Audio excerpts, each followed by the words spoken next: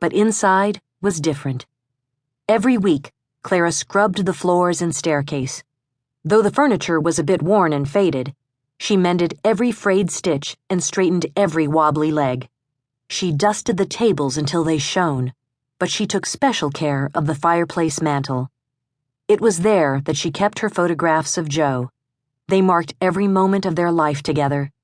Their courtship, the day they were married, Tommy as a baby, and even Joe smiling proudly in his uniform. Just having them there, seeing him every day, made her feel like he was still around, as if he was watching over them. The smell of coffee wafted from the kitchen. Inside, Clara found her mother, Christine, staring into the pantry.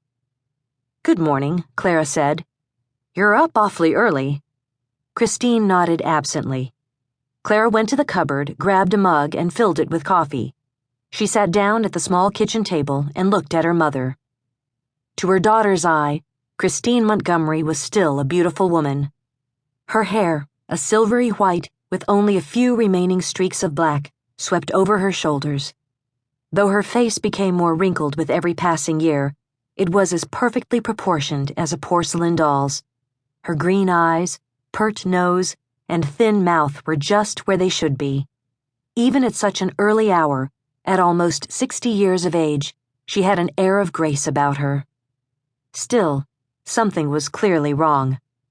As Clara watched, Christine took a hesitant step into the pantry, raised her arm as if she was about to grab something, but then quickly moved back, her face a mask of confusion. "Mom, is everything all right?"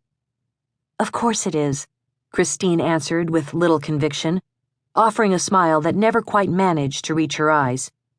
"It's just that, since I was up, I thought I might make breakfast. I put on coffee and then opened the pantry, but that's as far as I got." Gesturing at the door, she added, "I kept thinking that if I stood here long enough, it'd come back to me, but I'll be darned if I can remember what I wanted to make." "Why don't we have pancakes?" Clara suggested, getting up from the table to gather the ingredients she would need. "Now that sounds like a lovely idea," her mother enthused. Christine had always been one of the smartest and strongest women her daughter had ever known. When her husband had unexpectedly died in an automobile accident when Clara was a little girl, Christine had refused to let it keep her from living her life or raising her child as best she could. As Sunset's librarian, she had an encyclopedic knowledge and was ready and willing to help answer any question.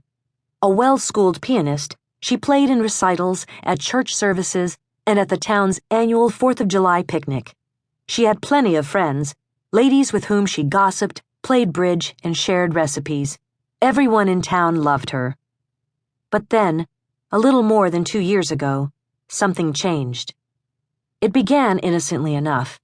Christine complained that she couldn't find her house keys, or that she had forgotten the name of her cousin's youngest daughter. Clara hadn't paid her mother's memory troubles any mind, but then, one Sunday morning at church, Christine had repeatedly stumbled over a stanza she had played hundreds of times before. At her daughter's insistence, she had gone to the doctor, but nothing had been found to be wrong. Still, the problems worsened. She blanked on the names of lifelong friends, repeated questions again and again, and forgot to pay her bills. Finally, last year around Christmas, Bob Herring had called Clara to say that Christine had been sitting in her car out in front of his grocery store for more than an hour. When Clara arrived, her mother burst into tears, fearfully admitting that she couldn't remember how to get home. Slowly but surely, Christine began to distance herself from her friends, afraid that she would say or do something foolish. She quit her job at the library. She even stopped playing the piano. On the outside, she looked like the same person she had always been, but on the inside, Christine was withering away. It was painful for Clara to watch.